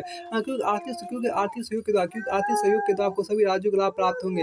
राज्यों के मध्य अंतर्निर्भरता का निर्माण हो रहा है। व्यापार के आदान प्रदान से विकास और शांति में वृद्धि होती है। यूरोपीय यूनियन का निर्माण विश्व में क्षेत्रीय आर्थिक संगठनों के निर्माण में सर्वाधिक महत्वपूर्ण है। देखिए यूरोपीय यूनियन के परिणामस्वरूप विश्व में अनेक क्षेत्रीय आर्थिक संगठनों का निर्माण हुआ, जबकि उल्लेखनीय है कि शीत युद्ध के दौर में नाटो सेंटो जैसे सैन्य संगठन निर्माण हुआ था। फिर आपको आगे यहाँ पर देखिए आपका शीत युद्धोत्तर विश्व में देखिए शीत युद्धोत्तर विश्व में आपको विश्व व्यापार संगठन द्वारा बहुपक्षीय व्यापार बढ़ाया जा रहा है। समकालीन देखिए आपको समकालीन विश्व में युद्ध को एक महंगा विकल्प माना जाता है, जबकि आर्थिक सहयोग ज़्यादा सस्ता एवं लाभकारी है। शीत युद्धोत्तर विश्व में निम्न राजनीति लॉ पॉलिटिक्स प्रभावी है। जर्मनी और जापान का आर्थिक उत्थान इस तर्क को प्रमाणित करते हैं कि व्यापारिक एकीकरण राजनीतिक एकीकरण में भी सहायक हो सकता है। उदाहरण के आपको यूरोपीय राज्यों ने आर्थिक सहयोग के बाद एक समान संविधान के निर्माण की पहल की। इससे पूर्वी यूरोप और पश्चिमी यूरोप के मध्य का विभाजन अतीत की घटना हो गई है। अब देखिए कुछ महत्वपूर्ण पुस्तकें देखिए जिसको अंग्रेजी में बोलते हैं डेविड, देखिए कुछ महत्वपूर्ण पुस्तकें आपका यहाँ देखिए David help democracy in the global order 1999 में लिखा। फिर आपको डेविड हेल्प में आपको एक globalizing world question mark culture economics politics 2000 में लिखा। ये देखिए ए राल्फ एपर्सन ने द अनसीन हैंड लिखा। The unseen hand an introduction to the conspiratorial view of history 1982 में लिखा। पैट रॉबर्टसन ने आपको द न्यू वर्ल्ड ऑर्डर 1991 में लिखा। अब क्या आपको आधिपत्यवादी अस्थायित्व का आपको आगे आधिपत्यवादी अस्थायित्व का सिद्धांत देखिए। देखिए इस सिद्धांत के मूल मान्यताकार चार्ल्स किंडरबर्गर है। देखिए चार्ल्स किंडरबर्गर के अनुसार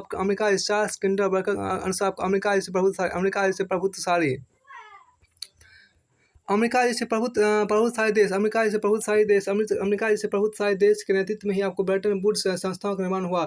दुनिया में देखिए दुनिया मुक्त व्यापार को कायम रखने के लिए एक प्रभुत्वशाली राष्ट्र की आवश्यकता होती है। इसी प्रभुत्वशाली राष्ट्र के कारण गेट की स्थापना तथा मुक्त व्यापार संभव हुआ। उदाहरण देखो ब्रेटन वुड्स सम्मेलन का आयोजन अमेरिका के द्वारा हुआ। अमेरिका के नेतृत्व में आपको IMF, IBR तथा गेट जिसको आप WTO बोलते हैं की स्थापना हुई।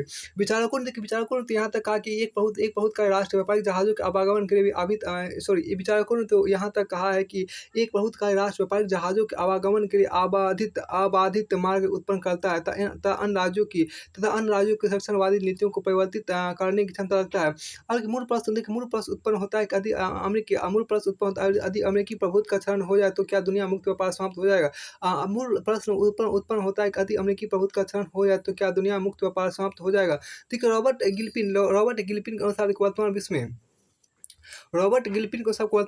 वर्तमान विश्व में ऐसा संभव नहीं। क्योंकि अब मुक्त व्यापार का संस्थाकरण हो चुका है। उदाहरण के विश्व व्यापार संगठन WTO की स्थापना हो चुकी है। ऐसी परिस्थितियों में एक आधिपत्यवादी राष्ट्र के अभाव में भी मुक्त व्यापार कायम रहेगा। अब देखिए गेट से लेकर विश्व व्यापार संगठन WTO तक देखिए व्यापार और प्रस्तुकों पर सामान्य समझौता देखिए gender agreement on trade and tariffs जिसको गेट बोलते हैं। देखिए द्वितीय विश्व युद्ध के बाद विश्व में आपको मुक्त व्यापार को प्रभावी बनाने संरक्षणकारी नीतियों को प्रतिबंधित करने हेतु प्रस्तुकों की दरों को कम करने विचार विमर्श आरंभ हुआ। क्योंकि प्रस्तुकों को उच्च दर के कारण राज्यों के मध्य व्यापारिक आदान प्रदान में गतिरोध बने हुए थे। वर्ष 1930 के दशक की सबसे बड़ी मंदी ने भी गेट जैसी संस्था की स्थापना को प्रोत्साहित किया। गेट का आधार वर्ष 1944 के ब्रेटन वुड्स सम्मेलन में रखा गया, जिसके अंतर्गत विश्व में मुक्त व्यापार को प्रोत्साहित करने के लिए जिसके अंतर्गत मुक्त व्यापार को प्रोत्साहित करने के निर्णय। देखिए गेट का आधार वर्ष 1944 के ब्रेटन वुड्स सम्मेलन में रखा गया। देखिए गेट का आधार वर्ष 1944 के ब्रेटन वुड्स सम्मेलन में रखा गया, जिसके अंतर्गत विश्व में मुक्त व्यापार को प्रोत्साहित करने के नए प्रस्तुकों को कम करने का एक समान समझौता आरंभ हुआ। अब गेट की प्रकृति देखिए गेट मूलतः एक अनौपचारिक एवं बहुपक्षीय संस्था थी। देखिए जिसमें परस्पर विचार विमर्श के द्वारा प्रस्तुतों को कम करने का समझौता हुआ, जिसे कॉन्फ्रेंस डिप्लोमेसी भी कहा गया। गेट के निर्णय को लागू कराने के किसी भी बाध्यकारी संस्था का अभाव था। किसी भी बाध्यकारी संस्था का अभाव था, अतः निर्णय परस्पर सहमति से लिए जाते थे। गेट की प्रथम चक्र की वार्ता को जिनेवा में आयोजित हुई, जिसमें परस्पर गया। अभी गेट देखिए गेट की कैनेडी चक्र की वार्ता हम देखिए। वर्ष 1960 के दशक में गेट की कैनेडी चक्र की वार्ता वर्ष 1964-65 में आरंभ हुई। इस चक्र की विशेषता आपको निम्न थी। इस चक्र की विशेषता आपको यहाँ पर निम्न थी। इसमें देखिए क्या इसमें 54 देशों ने भागीदारी की, जिसमें यूरोपीय यूनियन का एक हरा प्रतिनिधित्व था। तब दूसरा पहली बार प्रस्तुतों की कटौती में रेखीय तरीका अपनाया गया था। वस्तु की कटौती का तरीका छोड़ दिया गया। तीसरा इस चक्र की वार्ता में यह निर्णय लिया गया कि औद्योगिक वस्तुओं की प्रस्तुतों में 35% की कटौती है। इस चक्र की वार्ता में यह निर्णय लिया गया कि औद्योगिक वस्तुओं की प्रस्तुतों में 35% की कटौती हुई। तो इस चक्र की वार्ता की आलोचना भी की, क्योंकि गैर प्रस्तुत की बाधा होता, कृषि व्यापार पर कोई विचार नहीं किया गया। इस चक्र की वार्ता की आलोचना भी की गई, क्योंकि गैर प्रस्तुत की बाधा होता, कृषि व्यापार पर कोई विचार नहीं किया गया। अब देखिए गेट की टोक्यो, देखिए आगे आपके यहाँ पर गेट की टोक्यो चक्र गेट की टोक्यो चक्र की वार्ता देखिए।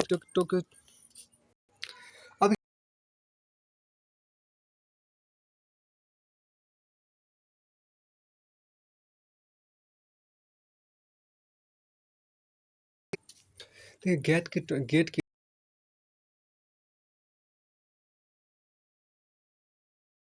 फिर आपको देखिए आगे क्या जर्मनी एवं आपको वर्ष 1970 के दशक में अमेरिका का विश्व अर्थव्यवस्था में योगदान घट गया। जर्मनी एवं जापान ने अमेरिकी आर्थिक प्रभुत्व को कड़ी चुनौती प्रस्तुत की। अमेरिका को उदारवादी व्यापारिक व्यवस्था पर संकट प्रतीत होने लगा। इसी पर टोक्यो चक्र की वार्ता वर्ष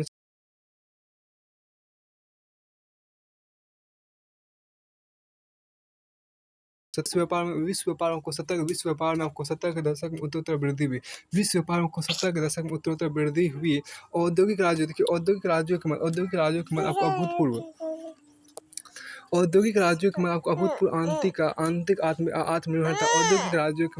औद्योगिक राज्यों के मध्य आपको अभूतपूर्व आत्मनिर्भरता का विकास हुआ।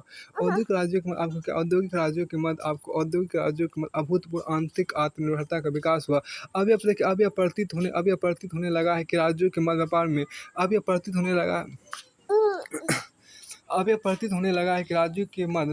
व्यापार में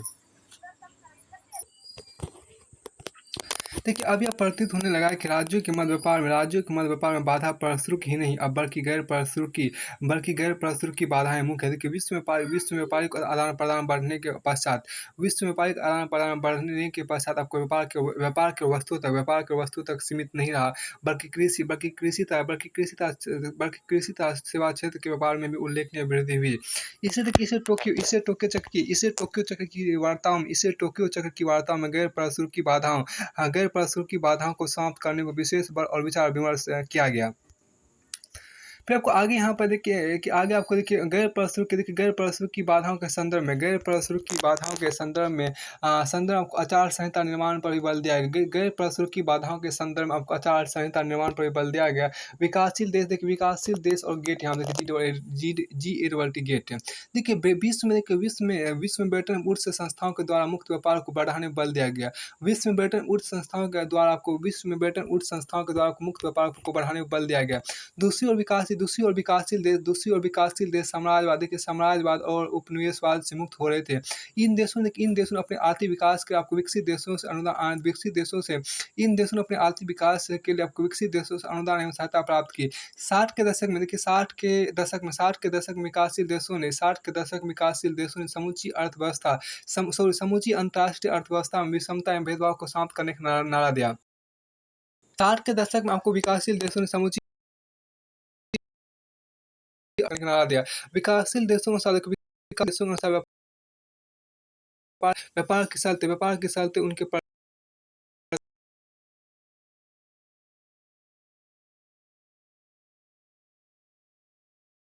के मंच से संयुक्त राष्ट्र संघ के मंच से व्यापार और विकास के संदर्भ में नई वार्ता अंकटांग देखिए अंकटांग UNCTAD अंकटांग पर बल दिया। जिससे स्पष्ट प्रतीत होता है कि गेट के अंतर्गत संचालित मुक्त व्यापार विकासशील देशों के अनुकूल नहीं है। फिर आपको विकासशील देशों की इन आपत्तियों को ध्यान में रखते हुए विकसित देशों ने समान राष्ट्रीय व्यवहार की बजाय विभेदक व्यवहार को अपनाया, जिसके अंतर्गत विकसित देशों ने यह स्वीकार किया कि विकासशील देशों की वस्तुओं को विकसित देशों के बाजारों में विशेष वरीयता दी जाएगी। इसलिए इस प्रावधान को समान वरीयता अवस्था भी कहते हैं। सैद्धांतिक रूप में विभेदक व्यवहार अपनाया गया। परंतु व्यावहारिक रूप में विकसित देशों ने विकासशील देशों की वस्तुओं को अपने बाजारों में पहुंचने से रोकने के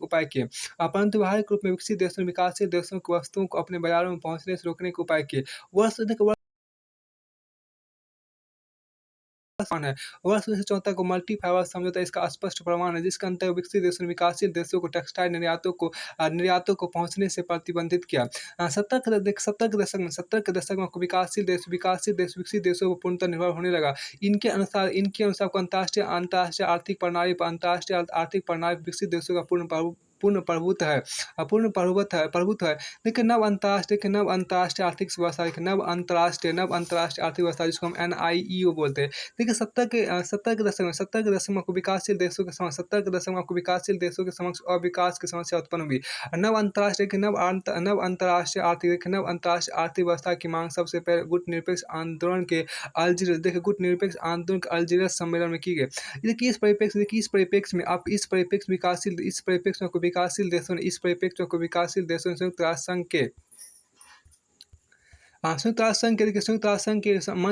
संघ के मंच से वर्ष 1974 आपको नई अंतर्राष्ट्रीय आर्थिक व्यवस्था NIEO की मांग उठाई गई। मंच से आपको मांग उठाई गई। देखिए मंच से वर्ष 1974 में आपको नई अंतर्राष्ट्रीय आर्थिक व्यवस्था NIEO की मांग उठाई गई। विकासशील देशों ने नारा दिया कि ट्रेड नट एड, क्योंकि विकसित देशों ने विकासशील देशों के व्यापार पर विभिन्न प्रकार की प्रतिबंधित शर्त लगा रखी थी, जबकि वे विकासशील देशों को अनुदान देने का दिखावा करते थे। अब विकासशील देशों ने स्पष्ट कहा कि वर्तमान आर्थिक प्रणाली में इसका विकास संभव नहीं है। विकासशील देशों द्वारा उठाई गई NIEO की मूल्य मांगे निम्न थी, जिसमें पहला मांग था क्या? ब्रेटन वुड्स संस्थान का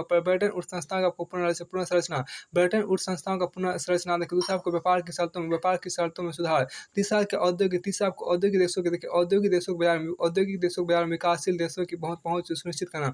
औद्योगिक देशों के बाजार में विकासशील देशों की पहुंच सुनिश्चित करना। चौथा आपको तकनीकी हस्तांतरण। पांचवा आपको तीसरी दुनिया के देशों के ऋण को कम करना। छठा आपको अपने आर्थिक संसाधनों पर प्रभुत्व की मांग। फिर देखो उरुग्वे दौर की वार्ता यहाँ देखिए 80 के दशक में गेट की उरुग्वे चक्र की वार्ता आयोजित हुई। इस दशक में विश्व राजनीति में निम्न परिवर्तन हो रहे थे। पहला क्या देखिए सोवियत संघ आपको आर्थिक उदारीकरण की नीति अपनाया जाना। दूसरा विकासशील देशों आपको आर्थिक सुधार के अंतर्राष्ट्रीय मुद्रा कोष IMF से सहायता प्राप्त करना। तीसरा क्या पूर्वी यूरोपीय साम्यवादी अर्थव्यवस्था के संकटग्रस्त स्थिति। उपरोक्त परिप्रेक्ष्य परिप्रेक्ष्य में आपको अमेरिका ने बहुपक्षीय मुक्त व्यापार उपरोक्त परिप्रेक्ष्य अमेरिका ने बहुपक्षीय मुक्त व्यापार को और प्रभावी बनाने पर बल दिया था। गेट की वार्ता में अनेक नए मुद्दों को शामिल किया गया जो पहले गेट के मंच पर नहीं थे। पहला सेवा के व्यापार, दूसरा कृषि व्यापार, तीसरा व्यापार से संबंधित, देखिए व्यापार से संबंधित बौद्धिक संपदा अधिकार, चौथा आपको व्यापार से संबंधित निवेश के ऊपर, पांचवा इसके अतिरिक्त सब्सिडी, इसके अतिरिक्त आपको सब्सिडी एवं कोटा, इसके अतिरिक्त आपको सब्सिडी एवं कोटा जैसे गैर प्रशुल्क बाधाओं को भी शामिल किया गया। अब उरुग्वे दौर की वार्ताओं को अमेरिका ने यूरोप और जापान की शक्तियों को प्रतिशंसित करने का प्रयत्न किया। उरुग्वे दौर की वार्ता अमेरिका ने यूरोप और जापान की शक्ति को प्रतिशंसित करने का प्रयत्न किया। विश्व व्यापार की वार्ता अमेरिका की विश्व व्यापार की वार्ता अमेरिका की बहुराष्ट्रीय कंपनियों के विस्तार के लिए भी अवसर उपलब्ध कराए गए। विश्व व्यापार की वार्ता में अमेरिका की बहुराष्ट्रीय कंपनियों के विस्तार के लिए भी अवसर उपलब्ध कराए गए। फिर आपको आगे यहाँ पर है, देखिए उरुग्वे चक में गैर प्रशुल्क की बाधाओं को कम करने पर विचार हुआ। उरुग्वे चक में आपको गैर प्रशुल्क की बाधाओं को कम करने पर विचार हुआ। अमेरिका और यूरोपीय यूनियन के मध्य सब्सिडी के मुद्दे पर मतभेद उत्पन्न हुए। अमेरिका और यूरोपीय यूनियन के मध्य को सब्सिडी के मुद्दे पर मतभेद उत्पन्न हुए। उरुग्वे चक की वार्ता विकासशील देशों की आपत्तियां, देखिए विकासशील देशों की आपत्तियां निम्न थी, जिसमें को क्रियान्वयन के मुद्दे पर बल दिया, विकासशील देशों ने क्रियान्वयन के मुद्दे पर बल दिया। इनके अनुसार उरुग्वे दौर की वार्ता में जिन नए मुद्दों को सम्मिलित किया उन्हें लागू करने से पहले गेट के पहले के समझौते को क्रियान्वित करने की जरूरत है। विकासशील देशों को विभेदक व्यवहार लागू करने की मांग उठाए। दूसरा व्यापार से संबंधित बौद्धिक संपदा अधिकार, ट्रिप्स ट्रेड पर आपत्ति, व्यापार से संबंधित बौद्धिक संपदा अधिकार ट्रिप्स ट्रेड पर आपत्ति। पहला क्या इसमें, इससे विकासशील देशों में दवाई महंगी हो जाएगी। दूसरा, इससे खाद्यान्न सुरक्षा पर संकट उत्पन्न होगा। तीसरा क्या, देखिए विकासशील देश अपने परंपरागत ज्ञान का प्रयोग भी अपने हितों के लिए नहीं कर सकेंगे। आपको आगे यहाँ पे देखिए व्यापार से संबंधित निवेश के उपाय, देखिए व्यापार से संबंधित निवेश के उपाय, जिसको अंग्रेजी में ट्रिम्स ट्रेड बोलते हैं। ट्रिम्स ट्रेड पर आपत्ति, देखिए पहला आपत्ति विकासशील देशों के अनुसार आपको बहुराष्ट्रीय कंपनियों के साथ समान व्यवहार करने से उनके घरेलू उद्योग नष्ट हो जाएंगे। विकासशील देशों के अनुसार आपको बहुराष्ट्रीय कंपनियों के साथ समान व्यवहार करने से उनके घरेलू उद्योग नष्ट हो जाएंगे। विकासशील देशों की राष्ट्रीय संप्रभुता का भी उल्लंघन होगा। तीसरा, बहुराष्ट्रीय कंपनियां विकासशील देशों से प्राप्त लाभ विकसित देशों का स्थानांतरित कर देती है। तीसरा, बहुराष्ट्रीय कंपनी विकासशील देशों से प्राप्त लाभ विकसित देशों का स्थानांतरित कर देती है। अब विश्व व्यापार संगठन, जिसको WTO बोलते हैं, वर्ष 1994 आपको कराकस समझौते के द्वारा 127 देशों ने आपको समझौते पर हस्ताक्षर किया था। 8 वर्षों तक उरुग्वे चक की वार्ता के परिणाम से उसे विश्व व्यापार संगठन में परिवर्तित करने का निर्णय लिया गया। 1 जनवरी 1955 से गेट की जगह विश्व व्यापार संगठन WTO वर्ल्ड ट्रेड ऑर्गेनाइजेशन की स्थापना, विश्व व्यापार संगठन की स्थापना के कारण, देखिए पहला विश्व व्यापार बढ़ाने के गैर प्रशुल्क की प्रतिबंधों को समाप्त करना। दूसरा, कृषि सेवा एवं वस्तु व्यापार जैसे मुद्दों को भी सम्मिलित किया गया। अनेक देशों ने आपको मुक्त व्यापार को प्रतिबंधित करने के सब्सिडी और कोटा का प्रयोग किया। जिसे विश्व व्यापार संगठन में शामिल किया गया। फिर आपको आगे देखिए विभिन्न देशों में अलग अलग पेटेंट और ट्रेडमार्क नियमों के कारण विश्व व्यापार में बाधा उत्पन्न हुई। तीसरा को विभिन्न देशों में अलग अलग पेटेंट और ट्रेडमार्क नियमों के कारण विश्व व्यापार में बाधा उत्पन्न हुई। चौथा कि विश्व अर्थव्यवस्था में सेवा क्षेत्र का तीव्र विकास हुआ। इसे वार्ता में शामिल किया गया। आपको फिर पांचवा विकसित देशों की अर्थव्यवस्था में स्थिरता आ चुकी थी। इससे विकसित देशों विकासशील देशों को मुक्त व्यापार में सम्मिलित करने का प्रयास किया। इससे विकसित देशों ने भी आपको विकासशील देशों को मुक्त व्यापार में सम्मिलित करने का प्रयास किया। फिर आपको छठा आपके यहाँ सोवियत संघ के विघटन के पश्चात समूचे विश्व में उदारीकरण एवं बाजारवाद के नियमों को स्वीकार किया गया, जिसे वाशिंगटन सहमति के नाम से भी जाना जाता है।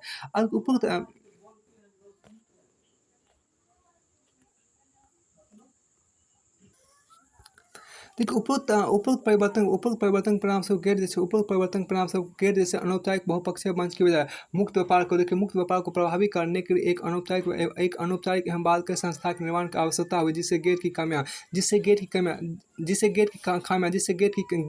खामियां दूर किया जा सके। अब और विश्व व्यापार संगठन के सिद्धांत अब निम्नलिखित तीन है। विश्व व्यापार संगठन के सिद्धांत आपको तीन है, जिसमें पहला आपको देखिए विवाद निवारण समिति आपको दूसरा आपको व्यापार नीति समीक्षा व्यापार नीति समीक्षा समिति आपको है। तीसरा आपको समान मत एक राष्ट्र एक मत देखिए यहाँ पर। देखिए विश्व व्यापार संगठन आपके यहाँ पे क्या है, विश्व व्यापार संगठन बहुपक्षीय व्यापार के नियम। देखिए विश्व व्यापार संगठन बहुपक्षीय व्यापार के नियम देखिए, विश्व व्यापार संगठन बहुपक्षीय व्यापार के नियम देखिए। पहला आपका गैर भेदभाव देखिए, पहला आपका गैर भेदभाव का व्यवहार देखिए। इसके दो आयाम है। पहला आपको इसके दो आयाम है। पहला आपको देखिए यहाँ पर क्या सर्वाधिक वरीय राष्ट्र की संक्रमण तथा राष्ट्रीय समानता का सिद्धांत है। अब दूसरा आपको पारस्परिकता दूसरा आपको देखिए। इसके अंतर्गत आपको बहुपक्षीय वार्ताओं में एक राज्य द्वारा प्रदत्त सुविधाएं अन्य सभी राज्यों को प्राप्त होती है। इसके अंतर्गत आपको बहुपक्षीय वार्ताओं में एक राज्य द्वारा प्रदत्त सुविधाएं अन्य सभी राज्यों को प्राप्त होती है। इससे पारस्परिकता का नियम सर्वाधिक वरीय व्यापार के पूरक है। तीसरा क्या बात कर देखिए, तीसरा आपको यहाँ पर बाध्यकारी समझौता देखिए। विश्व व्यापार संगठन के बहुपक्षीय वार्ताओं में लिए गए सभी निर्णय बाध्यकारी होते हैं। यदि किसी राज्य को इन समझौते पर आपत्ति है तो वह विश्व व्यापार संगठन के विश्व व्यापार संगठन की विवाद निस्तारण समिति का सहारा ले सकता है। अब चौथा आपको यहाँ पर पारदर्शिता देखिए। विश्व व्यापार संगठन के सभी सदस्यों को अपनी व्यापारिक नीतियों और प्रशासनिक निर्णय अन्य राष्ट्रों के समक्ष प्रस्तुत करने होते हैं, जिससे कोई भी राज्य आपको शासनकारी नीतियों का प्रयोग ना कर सके। विश्व व्यापार संगठन की व्यापार नीति की समीक्षा के द्वारा पारदर्शिता का निर्माण किया जाता है। विश्व व्यापार संगठन की व्यापार नीति की समीक्षा के द्वारा पारदर्शिता का निर्माण किया जाता है। फिर आपको आगे यहाँ पर है देखिए अब पांचवा आपको क्या सेफ्टी वाल्व का निर्माण देखिए। विशेष वरीय राष्ट्र और पारस्परिकता के नियमों का आपवादिक परिस्थितियों में उल्लंघन किया जा सकता है। विशेष वरीय राष्ट्र और पारस्परिकता के नियमों का आपवादिक परिस्थितियों में उल्लंघन किया जा सकता है। जब राज्य की आर्थिक स्थिति संकटग्रस्त हो या अर्थव्यवस्था में भुगतान के संतुलन का संकट विद्यमान हो। अब विश्व व्यापार संगठन विश्व व्यापार संगठन की रचना जिसमें आपको प्रथम स्तर जिसको बोलते हैं मंत्री स्तरीय निकाय बोलते हैं। देखिए विश्व व्यापार संगठन का सर्वोच्च निकाय मंत्री स्तरीय निकाय है, जिसमें प्रत्येक देशों के वाणिज्य मंत्री भाग लेते हैं तथा सभी देशों का मत समान होता है, परंतु निर्णय समाज मतदान द्वारा नहीं बल्कि आम सहमति द्वारा लिए। आलोचकों के अनुसार आपको शक्तिशाली राष्ट्र सदैव सौदेबाजी करता है तथा सभी निर्णय आपको व्यावहारिक रूप में ग्रीन रूम के बैठकों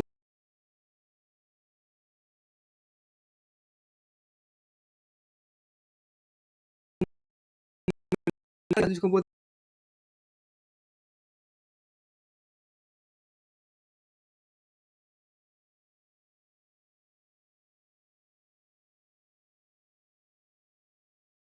हैं कि जिसकी बैठक जिनेवा में सदैव चलती रहती है, जिसमें राज्यों के प्रतिनिधि सम्मिलित होते हैं। अब फिर आपको क्या समान परिषद के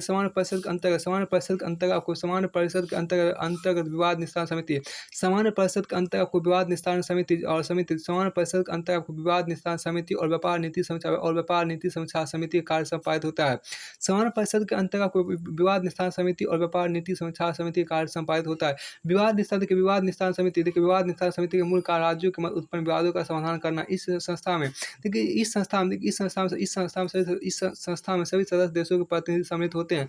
अब आलोचकों के अनुसार विकासशील देशों को इस समिति में समान अवसर प्राप्त नहीं होता, क्योंकि विवादों को सुलझाने की लागत बहुत ज़्यादा है। इससे विकासशील देश भारी लागत के कारण विवादों को उठाने से परहेज करते हैं। इसलिए देखिए विकासशील देश बाहरी लागत का विवादों को उठाने से परहेज करते हैं। देखिए व्यापार नीति समीक्षा देखिए व्यापार नीति समीक्षा समिति के द्वारा व्यापार नीति समीक्षा समिति के द्वारा आपको राज्यों के व्यापारिक नीतियों की समीक्षा की जाती है। आपके तीसरा आपको देखिए तृतीय स्थल जिसको बोलते हैं व्यापारिक परिषद, तृतीय स्थल व्यापारिक परिषद देखिए व्यापारिक परिषद आपको सामान्य परिषद के अधीन होती है। व्यापारिक परिषद आपको अलग अलग विषयों का आपको अलग अलग होती है। उदाहरण के वस्तु व्यापार का मूल्य कार्य, आपको अंतर्राष्ट्रीय व्यापार वस्तुओं पर प्रस्तुतकों के समान समझौते की देखभाल करना है। बौद्धिक संपदा अधिकार का मूल्य कार्य, बौद्धिक संपदा अधिकार का मूल्य कार्य, बौद्धिक संपदा से संबंधित विषयों और आंकड़ों को इकट्ठा करना है। जबकि सेवा परिषदों का कार्य सेवाओं के व्यापार पर निगरानी रखना है। आपकी विश्व व्यापार संगठन की विभिन्न बैठकें पहले आपको यहाँ पर सिंगापुर बैठक आपको वहाँ पर है। देखिए विकासशील देशों ने इस बैठक में क्रियान्वयन मुद्दे को उठाया। जिन मुद्दों पर गेट के विभिन्न चरणों की वार्ता में सहमति हुई थी। उनमें निम्न मुद्दे मुख्य हैं। पहला आपको विकसित देशों द्वारा आपको दी जा रही कृषि सब्सिडी समाप्त करना। दूसरा क्या, वर्ष 1974 मल्टी फाइबर समझौते को समाप्त करना। तीसरा विकासशील देशों की वस्तुओं के साथ विशेष विभेदक व्यवहार करना। वस्तुओं के साथ विशेष विभेदक व्यवहार करना। चौथा आपको क्या, विकासशील देशों की वस्तुओं को विकसित देशों के बाजारों में पहुंच की मांग। विकासशील देशों की वस्तुओं को विकसित देशों के बाजारों में पहुंच की मांग। फिर आपको आगे यहाँ देखिए विकासशील देशों का आपको यहाँ पर है क्या है कि विकासशील देशों के साथ आपको नए मुद्दे पर वार्ता करने से पहले लिए गए निर्णयों को क्रियान्वित करना चाहिए। सिंगापुर बैठक में आपको व्यापार को गैर व्यापारिक मानदंडों के आधार पर भी प्रतिबंधित करने का प्रयत्न किया गया। विकसित देशों को श्रम और पर्यावरणीय मानकों को व्यापार से जोड़ने का प्रयत्न किया। विकासशील देशों में सबको श्रम मानकों का निर्धारण अंतर्राष्ट्रीय होना चाहिए। व्यापारिक मुद्दों गैर व्यापारिक मानदंडों के आधार पर प्रतिबंधित करने का विरोध किया गया, क्योंकि विकसित देश विकासशील देशों के श्रम की बढ़त को गैर व्यापारिक मानदंडों को प्रतिसंतुलित करना चाहते थे। यह बिंदु उल्लेखनीय है कि ट्रिप्स के मुद्दों पर विकासशील देशों को पहले से ही आपत्ति थी, क्योंकि ट्रेडमार्क एवं कॉपीराइट जैसे बौद्धिक संपदा अधिकार आईपीआर पर विकसित देशों का नियंत्रण है एवं अधिकांश अनुसंधान कार्य विकसित देशों में ही किए जाते हैं। आपके विकसित देशों का दृष्टिकोण, विकसित देशों ने सिंगापुर बैठक में निम्न नए मुद्दों को सम्मिलित करने को बल दिया। पहला व्यापार को बढ़ावा देना। दूसरा क्या, सरकारी खरीद में पारदर्शिता।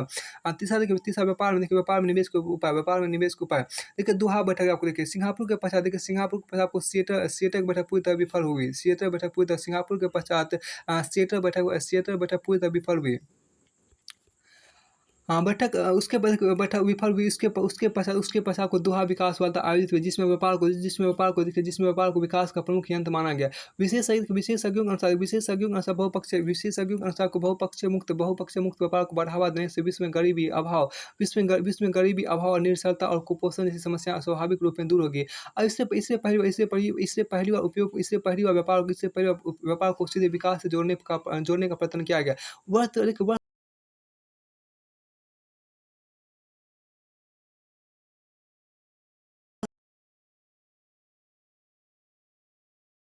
विकसित देशों ने यह कहा कि मुक्त वैश्विक व्यापार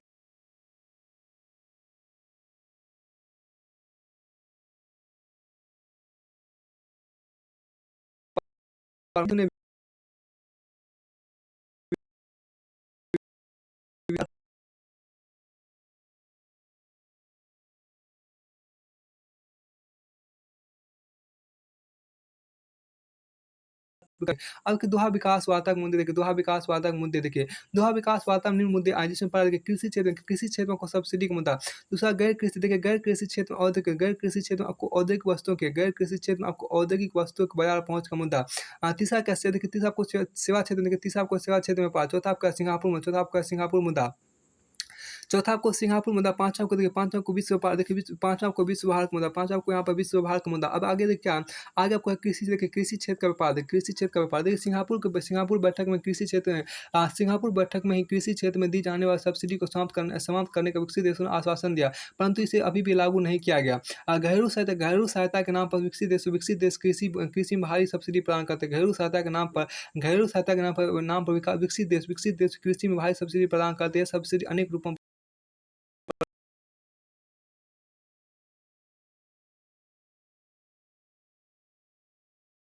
ग्रीन बॉक्स देखिए, इसके अंतर्गत ग्रीन बॉक्स के अंतर्गत विकसित देशों को कृषि शोध एवं विकास को भारी मात्रा में सब्सिडी प्रदान की जाती है। इसके पीछे यह तर्क दिया जाता है कि इन अनुसंधानों से पर्यावरण संरक्षण होगा। इसके पीछे यह तर्क दिया जाता है इन अनुसंधानों से पर्यावरण संरक्षण होगा। अब देखिए ब्लू बॉक्स देखिए, इसके अंदर ब्लू बॉक्स के अंतर्गत किसानों को सस्ते बीज खाद एवं बिजली प्रदान की जाती है। एम्बर बॉक्स देखिए, एम्बर बॉक्स के अंदर को निर्यात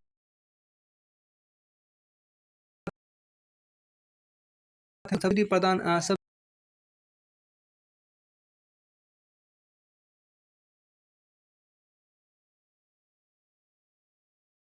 सकते हैं। अब देखिए बाजार पहुँच का मुद्दा देखिए, यहाँ पे देखिए, बाजार पहुँच का मुद्दा देखिए, कृषि क्षेत्र में कृषि क्षेत्र में विकसित है। कृषि क्षेत्र में आपको विकसित और विकासशील देश अपने बाजारों का उदारीकरण करने के समझौता कर चुके हैं। कृषि क्षेत्र में विकसित और विकासशील देश अपने बाजारों का उदारीकरण करने के समझौता कर चुके हैं, जिसके अंतर्गत प्रस्तुतों को कटौती भी की जा जिसके अंतर्गत प्रस्तुतों को कटौती भी की जा रही है। देखिए जिससे कृषि उत्पादन व्यापार में वृद्धि हो सके, परंतु विकसित देश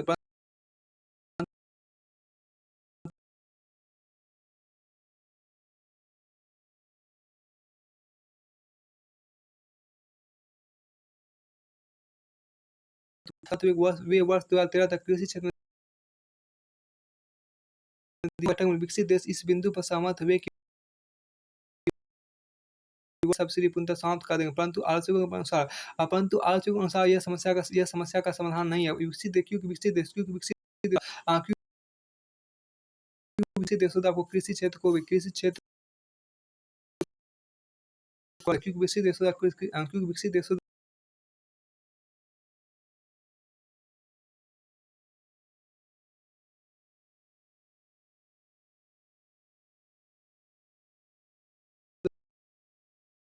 स्पष्ट है कि विकसित देश को सब्सिडी समाप्त करने को समझ दोहा विकास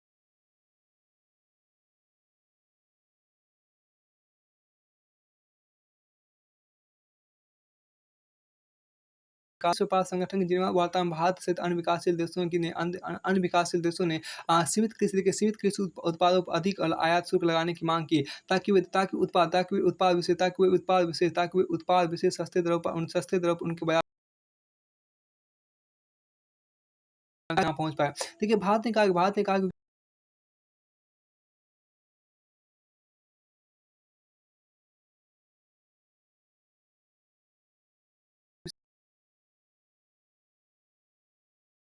विशेष सुरक्षा तंत्र का प्रयोग करने में विशेष छूट होनी चाहिए, तथा देशों को किसी वस्तु पर विशेष सुरक्षा तंत्र का प्रयोग करने की विशेष छूट होनी चाहिए।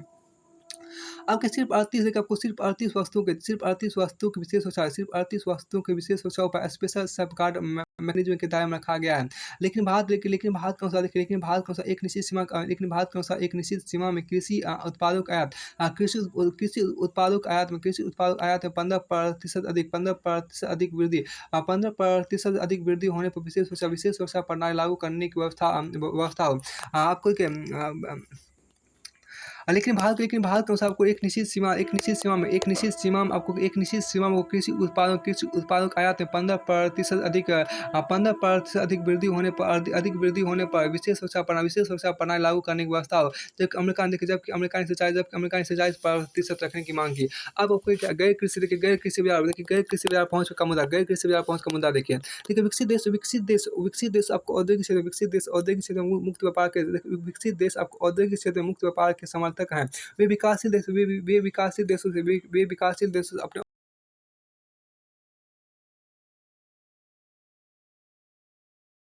और फिर आपको आगे यहाँ देखिए विकासशील देशों के अनुसार अभी उनका विकासशील देशों के अनुसार अभी उनका औद्योगिक क्षेत्र विकसित देशों के नाम अल्प विकसित है। विकासशील देशों के अनुसार अभी उनका औद्योगिक क्षेत्र विकासशील देशों के अनुसार अभी उनका औद्योगिक क्षेत्र विकसित देशों के नाम अल्प विकसित है। इसलिए इन्हें अभी अपने घरेलू उद्योग के संरक्षण की आवश्यकता है। इसलिए इन्हें अभी अपने घरेलू उद्योग के संरक्षण की आवश्यकता है। विकसित देश अपने बाजारों में अभी भी विकासशील देशों की वस्तुओं को पहुंचने से प्रतिबंधित करते हैं। इन वस्तुओं के विरुद्ध आपको एंटी डंपिंग का प्रयोग करते हैं। विकसित देश अपने बाजारों में अभी भी विकासशील देशों की वस्तुओं को पहुंचने से प्रतिबंधित करते हैं। इन वस्तुओं के विरुद्ध आपको एंटी डंपिंग का प्रयोग करते हैं। अब सेवा क्षेत्र के अंतर्गत व्यापार के निम्नलिखित तरीके होते हैं। सेवा क्षेत्र के अंतर्गत व्यापार के निम्नलिखित तरीके आपको सेवा क्षेत्र के अंतर्गत व्यापार के निम्नलिखित तरीके होते हैं। आपके व्यापार के मोड में व्यापार देखिए मोड में व्यापार के इसके अंदर के मोड में व्यापार के इसके अंतर्गत आपको सेवा का भौतिक आदान उत्पादों का भौतिक आदान प्रदान होता है। आउटसोर्सिंग पर कोई प्रतिबंध नहीं। उदाहरण के लिए बिजनेस आउटसोर्सिंग पर कोई प्रतिबंध नहीं है। दूसरा कि मोड दूसरा देखिए मोड दूसरा इसके अंतर्गत आपको सेवा निर्यातक देश में उपभोक्ताओं का गमन। उदाहरण के लिए देखो क्या जैसे किसी सेवा निर्यातक देश डॉक्टरी सेवा प्राप्त करने के स्वयं मरीज का जाना या सेवा उपभोक्ता के निर्यातक देश में जाना। पैटर्न पर कोई मोड किसी देश में देखिए किसी देश में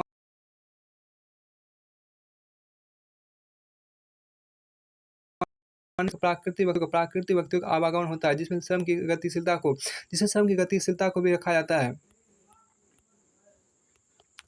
एक विमान पर्यटन एवं विमान जैसे सेवा क्षेत्रों में विकसित देशों की अर्थव्यवस्था अत्यंत प्रतिस्पर्धी है। विकसित देश इन क्षेत्रों में आपको विकासशील देशों पर लगाए गए प्रतिबंधों को हटाने की मांग कर रहे हैं।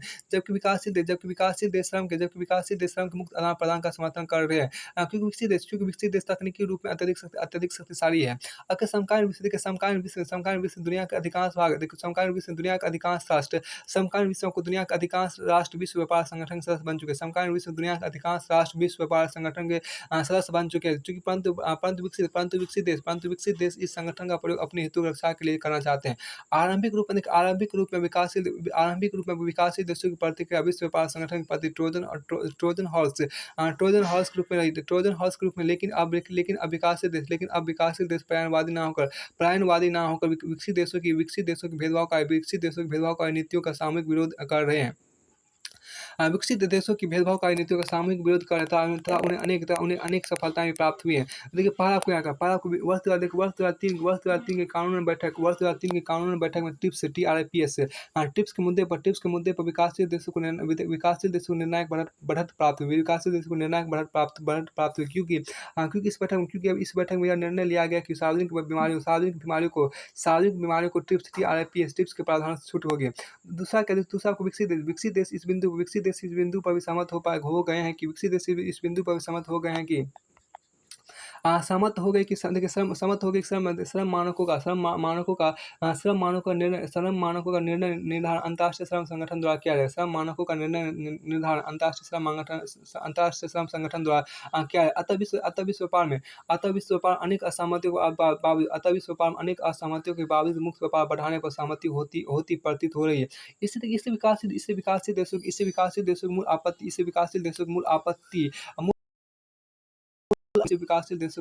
विश्व व्यापार संगठन की आधिपत्यवादी नियमों से इससे विकास